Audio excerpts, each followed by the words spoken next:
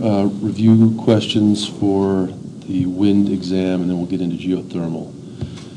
Okay, so primary difference between high solidity and low solidity wind turbines.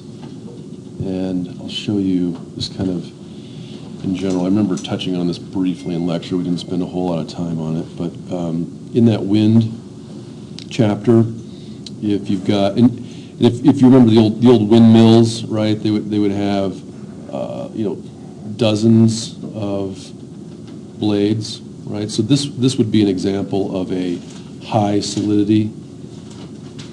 It's kind of an interesting looking turbine. Solidity. Like solid. So each one of these little trapezoids that I'm drawing is part of the turbine. And so this would be high solidity. And then the turbines that we typically see, out in these big wind farms, this would be low.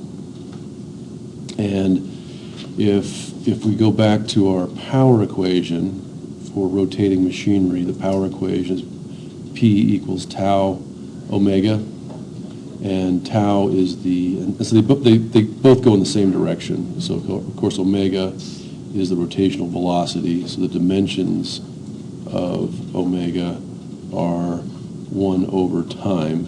It's telling you how fast it's spinning. And torque goes in the same direction. Torque is kind of weird. Torque, it equals the force times the radius. So as and what's happening is that the wind vector is actually heading into the page. Actually, so let's look at it this way. It's like the tail end of an arrow, so the wind vector is blowing into the page. That creates a little force, a lift force, like we talked about before. It could be, well, depending on how it's built, either lift or drag. But the force causes it to rotate, and then it's some radius r. So torque equals force dotted into distance. Torque actually has dimensions of energy, because mass or force is mass times acceleration, and there's length. So kind of the cool thing about torque, interesting thing, is that it's got the same dimensions as energy. So when you multiply energy by frequency, you get power. In the high solidity, this is high torque, low angular velocity, right? So these windmills typically are not designed to spin very fast. They're designed to have a lot of torque so they can make a lot of force for pumping fluids. And these turbines, they're typically made to run, and especially if you go out and see our little 1 kilowatt system out over in the bullpen at Missoula College. You've probably seen it if you're back there riding the bus. It hums. I mean, it rips. It's just so it's relatively low torque and high angular velocity. And so you could see the other thing I did not cover in detail, but this is key to any rotating machinery, is typically with any rotating machine, if this is torque and this is angular velocity, any machine is going to have a curve that looks like this. So the high solidity machine is sort of working in this regime, high torque, low angular velocity, and so this is high. And the low solidity machine is going to be working here. So higher angular velocity, lower torque. Now, the cool thing about this little curve is you can also plot power on it. So remember, power is torque times angular velocity. Well, at this point, you have tau, or torque, is high, angular velocity is 0, so power is 0. Maybe I'll do power in a different color. So here's power. Over here, torque is 0, angular velocity is high, but again, a number times 0 is also 0. So there's power. Hello. wants me to copy that thing.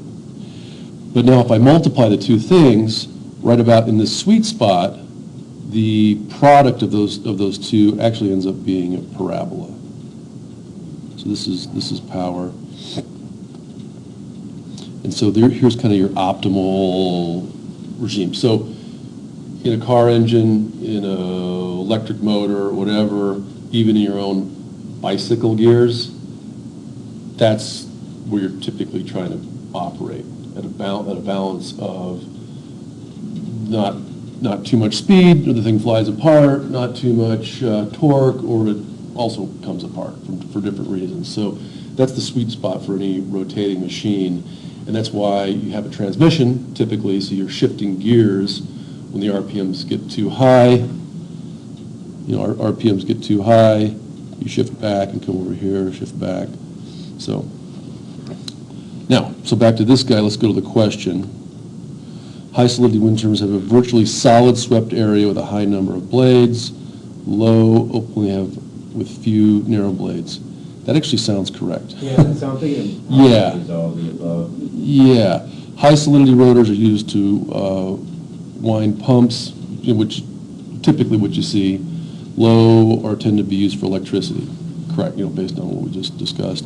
High solidity wind turbines can be extremely efficient at very low tip ratios, which is true. The tip ratio means the tip is not moving that much faster than the wind speed. Low solidity turbines must travel at much higher velocities to increase efficiency. Yeah, so that they're operating further to the right on that power curve. High solidity wind turbines tend to be inefficient at high wind speeds due to turbulence created. Yeah, because each blade is sort of operating in the wake of the other one. Low solidity wind turbines have less interference, thus more efficient. So there you go. So all of the above. You weren't wrong, but you weren't exactly right either. Yeah. So what other ones? 25? Okay. I'm pretty sure I know the answer, but Sure. I want to make sure. Let's check it out. Okay. Blank is a measure of the wind turbine's speed at the tips of the blade and is the product of angular velocity and tip radius. I think the obvious Tip is. speed, yeah.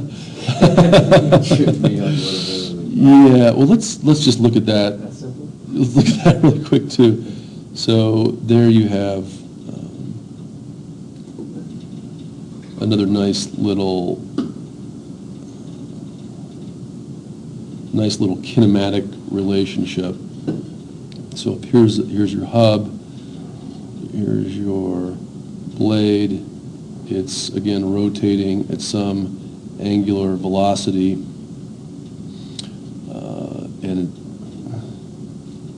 out here is the velocity. So that's omega.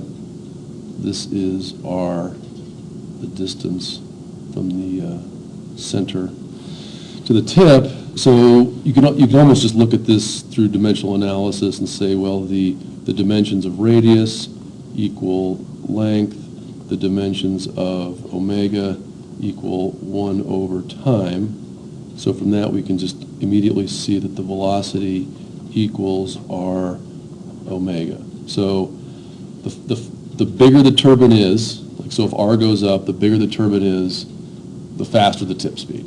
And the faster it's spinning, the faster the tip speed. So that's the point. And again, this equation is key in any rotating machinery, including wind turbines. So that's that. Wider near the tip, and therefore catches more wind. No, it really does not have anything to do with the geometry. It would be the same even if you had go back to Cat finding vinyl records in the Clark Fork. So even if you have a full record, it's the same equation. Yeah, it's the same equation. It's like if you run on a track, you know what I mean? Going Yeah. on the outside. Does that make sense? It takes longer. Yeah, it does. Yeah, sure does. Yeah, that's why in So in you have to go faster to do the same. yeah, that's why you see in track and field the folks on the outside seem to get a head start. Mm-hmm. So it comes out. Yeah. So it's just pretty much pure. You know, or maybe more if you're on one of those the park, but they used to before they. Oh, yeah. Dangerous. Yeah. So like if you're on the edge, you're like. You're gonna whipping, fly, yeah, But if you're in yeah. the center, you're all safe. If you're in the center, you just get dizzy, and if you're on the edge, you get hurled off into space, yeah. No, I see down at Bonner Park, they've got one, it comes up and it's like a carousel, but it's a pull-up bar. Okay. So these kids jump on it and start spinning, and before you know it, they got a helicopter plane of kids out. Wow. there. I That's can't fun. believe they haven't been done. It really blows me away. man. I look at that thing like, I could hurt myself. Yeah. A kid can't. Yeah, there's super high-speed zip lines now too. Oh, yeah. Yeah, we had one in my elementary school, and it was metal with these wooden seats, and you would sit there and pump this sort of hand and foot thing. So you're like a treadle you'd see on an old sewing machine. It got you to run. Yeah, maybe. I hadn't thought of that. I hadn't thought of that. All right. 27 was my next one. Okay.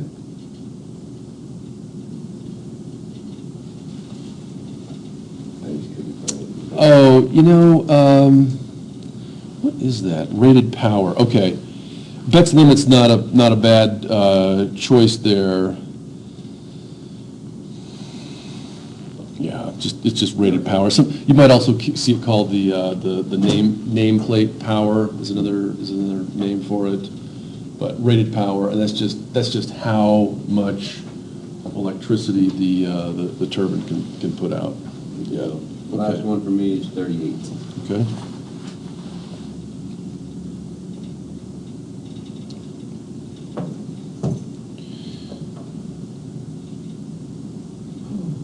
Yeah, lovely. Oh, is it actually 80? It's gotta be. I think the book It's says 80. between 40 to 80 times. Yeah, okay. Well, I'll give you credit on that one. That one always trips people up. But that's basically the embodied energy in the system. And I couldn't find that in the book, and I think I just got it right by guessing. you guessed it, yeah. We found something in the book that said I found it. 4280.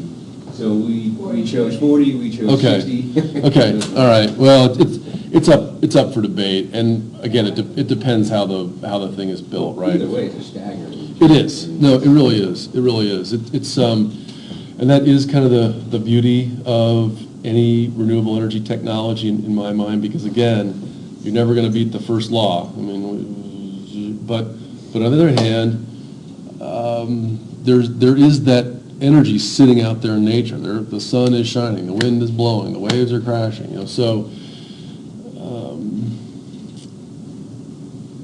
No, it is pretty remarkable. Yeah, that- we're doing, that- in my environmental ethics class with Dan Spencer, we're doing an analysis on how to try to take universities green. Okay. And man, the factors, and then you just, I understand completely why that biomass boiler didn't go in over there now. Like the 500 truckloads a year of wood chips that are required, and like narrowing down a consistent source for your sustainable wood chips versus like a CHP where you're not really going green, but it's a hell of a lot greener than running off of coal. Right, yeah. It's really tricky there. Well, the university does pretty well. Most of the buildings have some kind of geothermal tie-in, so there's a pump and dump here with the aquifer. And as we'll see shortly, another pretty cool thing about geothermal is they can appear to be more than 100% efficient because you're consuming some power to move heat, but the amount of heat flowing through is greater than the power to move it, which is kind of cool too. Yeah, and we did the same analysis. A lot of people say, oh gosh, the embodied energy of silicon wafers is so high, it's too much, why would you do it? Well, just like wind, you can say, well, it might take a year or two for it to generate as much energy as was embodied, but within a year or two, it's paid off. So same thing here. Let's just say the turbine runs for 20 years and it's an 80 to 1. Well, it just paid itself back in 3 months. Yeah. In a quarter of a year. So. Yeah, we were talking about the biomass boiler would last for about 40 years, Mm-hmm. but it takes 26 years to pay back. based on the numbers we were. Yeah. This was a case study, this isn't actually Right, you, right, UM, but, right.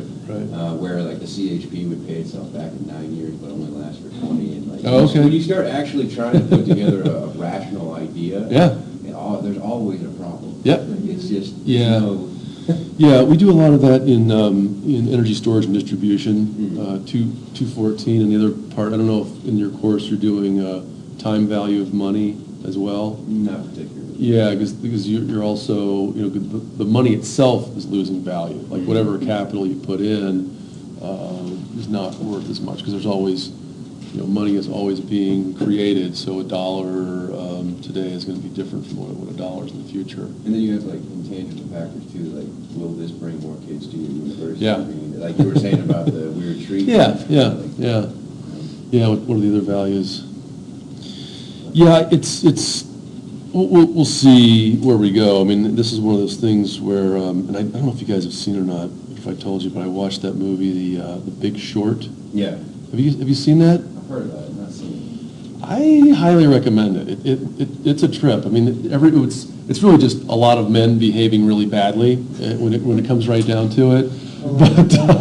Nice have a movie. but there's one character. It's Steve Carell's character who they show these guys what sort of affected them early on in their lives, and this guy was sort of questioning what's the Jewish Bible? Torah. Oh, this is the Torah. Okay, so he's questioning the Torah, and his mom is negotiating with the priest, and et cetera, and saying, maybe this kid, maybe religion isn't for this kid, and he's the guy that is sort of snooping around and digging down into these mortgage bond markets, right, and realizes like, oh my gosh, this is bad. People are being sold mortgages that they're never going to pay off. And then another character comes in and basically creates a financial instrument. He creates this thing called the credit default swap and says, I'm going to bet against the mortgage system. I think it's going to break here at some point, and spends, about $1 billion buying these things from Morgan Stanley, Bear Stearns, et cetera. They're like, yeah, right, it's going to fail. So then they take them and sell them, but then he sells them short. So when it comes back, he actually bought these credit default swaps, and the banks think they're worth more than they are, and they have to pay him back more than he bought them for at the end of the day. And so, So you made money off of the housing market crash. yeah. People did. This is a true story too. Yeah, and what was kind of cool, and I just tried to contact him yesterday. A guy I used to row with, Porter Collins, is featured in the movie. So he was with the, so he was with one of these firms that did it. And it kind of gives you this icky feeling. And there's the Brad Pitt character who's playing Robert Redford, basically kind of guy. And he's like, I got out of the banking industry because it's so gross and yucky, and everyone's a shark, and everyone's dishonest. But then he, does the one last deal, and whatever. So, no, My dad has a friend, and during the Brexit thing, he made $6 million in one day. Yeah. Trading money from Yeah. pounds into dollars, Yeah. and back into pounds. yeah, I bet money's weird. Serious, really? Yeah. He made $6 million in a day. Wow. I don't doubt it. Yeah, money's weird. No, that's not. Yeah, cheap, well, I but just that's think some of cheap these in the people find system. themselves in a situation where, one of their interns way down the line realizes like this little loophole Yep. that's coming, and Yep. they're like, hey, you need to put a bunch of money. Yeah, here. yeah. Well, and I think a lot of the big data goes in there too. Looks at Yeah. historic trends and said this is what's going to happen. But my point on that though is this is kind of where my company is right now. We're seeing if we can get this whole carbon credit thing off the ground, because I think we're going to be in a place down the road where there are carbon meters around. Just because we've got pressure. You can go and look at the weather. What's the temperature doing? What's the weather? What's the rain? And what's your CO2 content? I think we're going to go there, and there's value in that.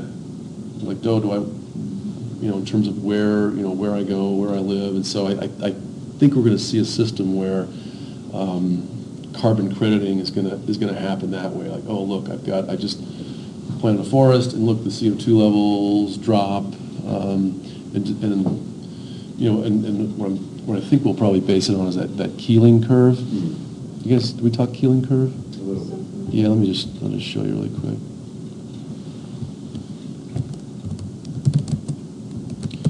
I'm writing a new proposal. It's basically this guy, and this is, you know, annual CO2, and it's how the CO2 in the atmosphere fluctuates. What door called hockey stick? Hockey stick? Yeah. Yeah, it is. Far enough on it. Yeah, it sure is. Yeah, absolutely. Absolutely a hockey stick. But what? Guy in Hawaii who measured this? Yeah, well, it turns out Keeling. This is funny. When I was there in San Diego with my daughter, they were doing little icebreaker Jeopardy, and I joined kind of late. I walked out of the bathroom, and they said, "What does the Keeling curve predict?" It's like, climate change. And so my team got a few points. But I think you could also, one thing you might consider doing, Tyler, in your course, is saying, you know, how does this curve, which is a physical measure of the atmosphere, you know, something that's, you know, physically measurable, how does that affect the financial world too?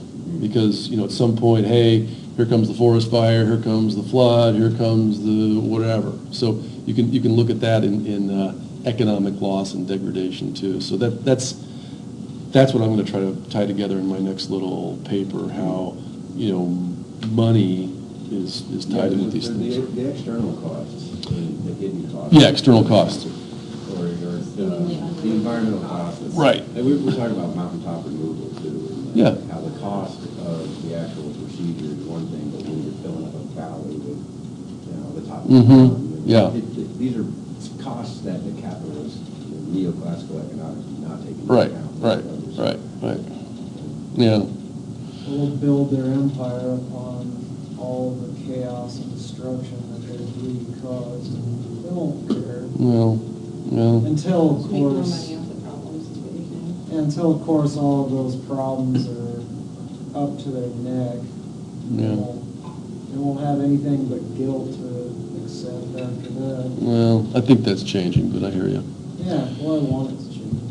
I mean, I think that no matter what people want, like market forces will, sort of like force people to force the transition to sustainable energy because like the carbon bubble is real and people Yeah. are afraid of it. Yeah. It's already happening, and I think like you can deny it all you want to and say like the war on coal's over, we're gonna develop coal, whatever, but like Yeah. smart people are not doing Right. that. No, you're right. Well, I think a lot of it has to do with fiduciary responsibilities. Mhm. Board members have to act in ways that will maximize profit. Mm-hmm. And as long as profit takes precedence over human suffering.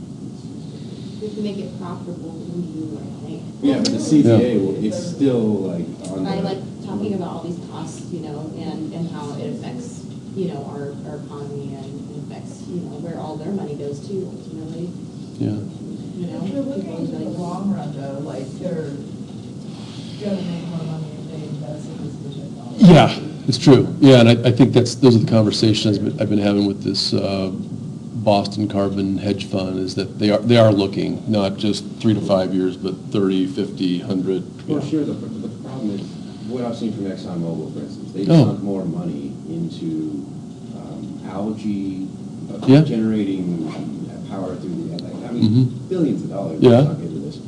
And more so than every other organization on the planet Yeah, combined. yeah. And the thing is, even if they had the silver bullet answer, Yeah. as long as the cost-benefit analysis says oil is gonna make you more money, that's not coming out of the cost. Oh, yeah, Yeah. they're still gonna take advantage of it as long as they can. Yeah. They have their backup because they know it's not forever. Right, So- We're right. gonna waste a lot of money protecting those pipelines. Yeah, yeah.